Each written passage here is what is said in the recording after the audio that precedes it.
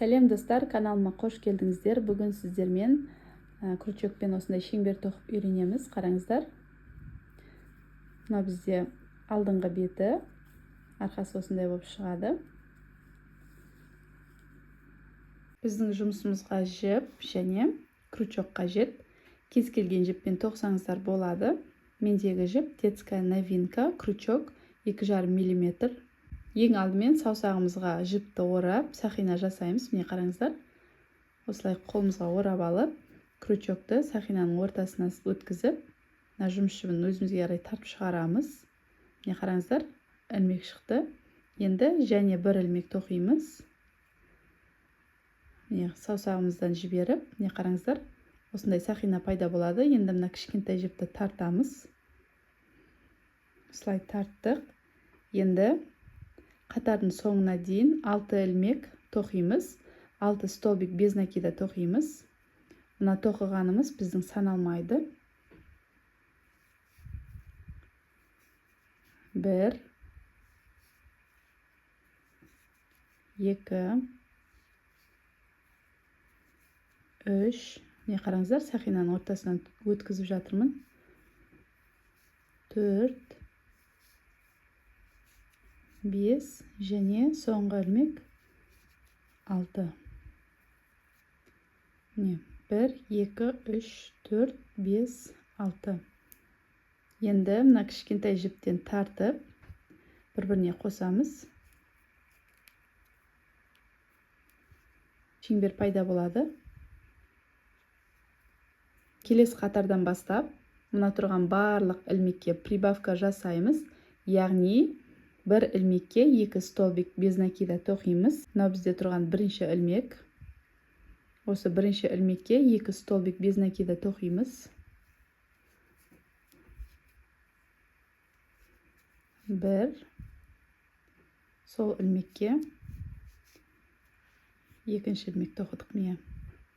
Енді келесі ілмекке және 2 ілмек тоқимыз. 1 2. Осылай қатардың соңына дейін барлық ілмекке прибавка жасап шығамыз. 1 2 1 2. Жалпы саны 12 ілмек тоқылу керек. 1 2. Мына бізде соңғы ілмек 1 және 2. Ілмектер санын санап шығыңыздар. 12 ілмек болса, онда дұрыс тоқығансыздар. 1 2 3 4 5 6 7 8 9 10 11 12. Енді қыздар қараңыздар, мына қатардың басымен және аяғын білу үшін мына жерге біз маркер қоямыз. Маркерге кез келген осындай басқа түстегі жіп пайдалансаңыздар болады. Бұл бізге шатаспас үшін қажет. Енді үшінші қатар тоқимыз. Бір ілмек тоқып, екінші ілмекке прибавка жасаймыз. Бір ілмек тоқып, екінші ілмекке прибавка жасаймыз. Солай қатардың соңына дейін бір ілмек тоқып, екінші ілмекке прибавка жасап тоқып шығамыз. Жалпы саны 18 ілмек болу керек. Міне қараңыздар. 1 прибавка жасаймыз. Неге? Бір ілмекке 2 столбик тоқимыз. Келесі неге? 1 столбик тоқимыз, прибавкасы. Енді келесі ілмекке прибавка жасаймыз. Міне 2 ілмек тоқыдық. Енді 1 ілмек тоқып, келесіне прибавка жасаймыз.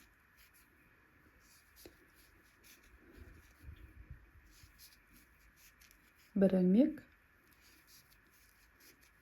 прибавка, бір ілмек тоқимыз және прибавка тоқимыз.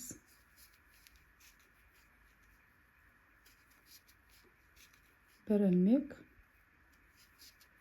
прибавка.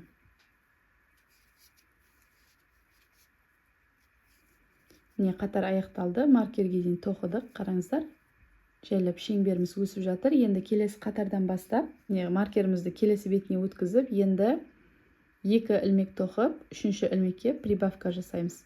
Қатардың соңына дейін солай 2 ілмек тоқып, 3-ші ілмекке прибавка жасаймыз. Жалпы саны 24 ілмек болу керек. 1, 2, прибавка. Әр қатарда біздің қатарымызға 6 ілмек қосылып отырады. Міне қараңыздар. Енді және 1, 2, прибавка.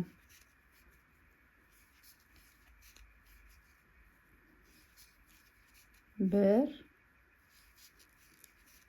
екі, прибавка. Осылай қатардың соңына дейін тоқып шығыңыздар.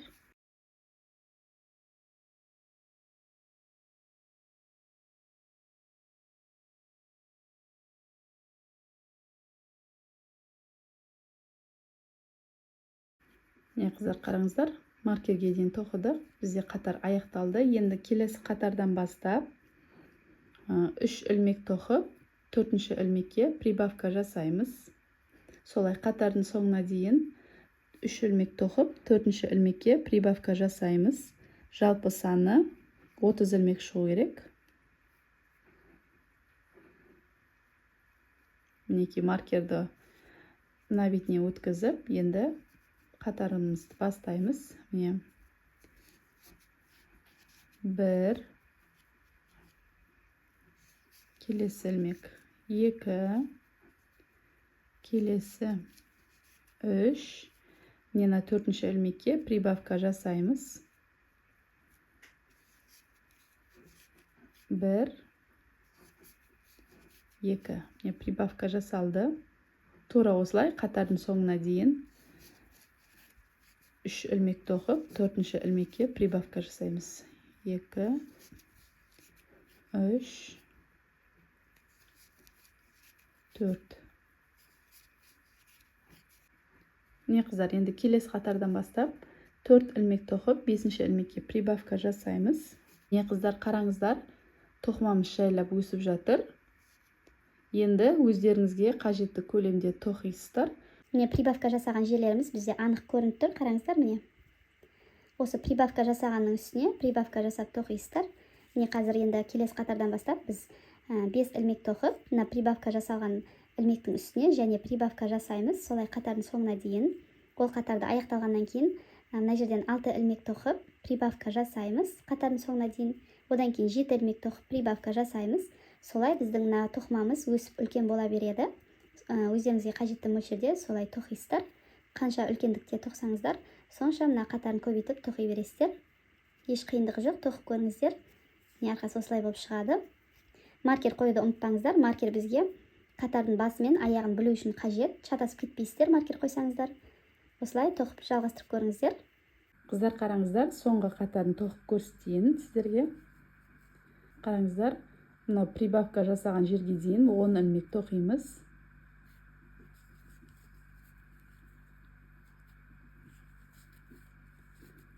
1, 2, 3, 4, 5, 6, 7, 8, 9, 10.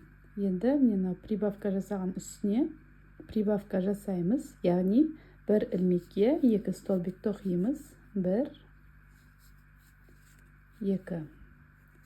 Осылай қатардың соңына дейін енді 10 ілмек тоқып, прибавка жасаймыз. 1. Міне қыздар, қараңыздар, қатардың соңына дейін тоқып болдым.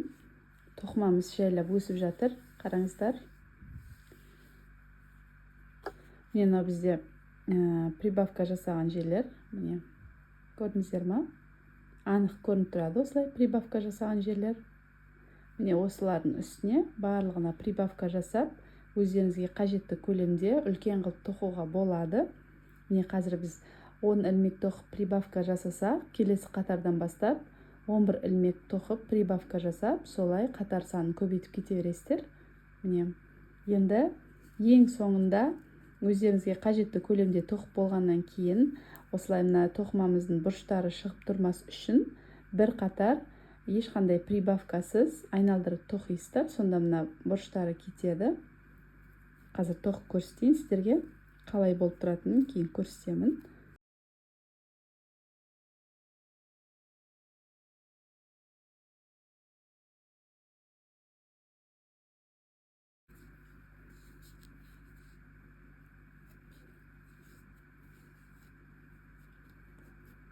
Міне қыздар, қараңыздар, қатарды аяқтап болдым. Мына бізде бағанағы арқасындағы кішкентай жібі, мына маркер бізге қажет емес енді. Қыздар, мына ортасы ашылып кетпес үшін арқасындағы кішкентай жіпті бір ілмекке ілдіріп, қатты байлап қиямыз.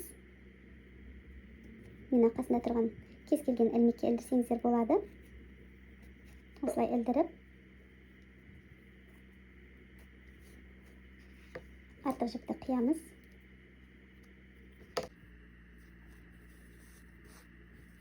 Не қараңыздар, шеңберіміз пайда болды осындай. Түсінбеген жерлеріңіз болса, комментарий бөліміне жаза кетіңіздер. Міндетті түрде тоқып көріңіздер, өте оңай тоқыма. Қолдарыңызды бір жаттықтырып үйретсеңіздер, міндетті түрде қолдарыңыздан келеді. Қыздар, видеом пайдалы болса, лайк басып, менің каналыма тіркелуді ұмытпаңыздар. Алдағы уақытта көптеген мастер-класстар шығарамын. Сіздермен болған Алия. Келесі видеоларда кездескенше сау болыңыздар.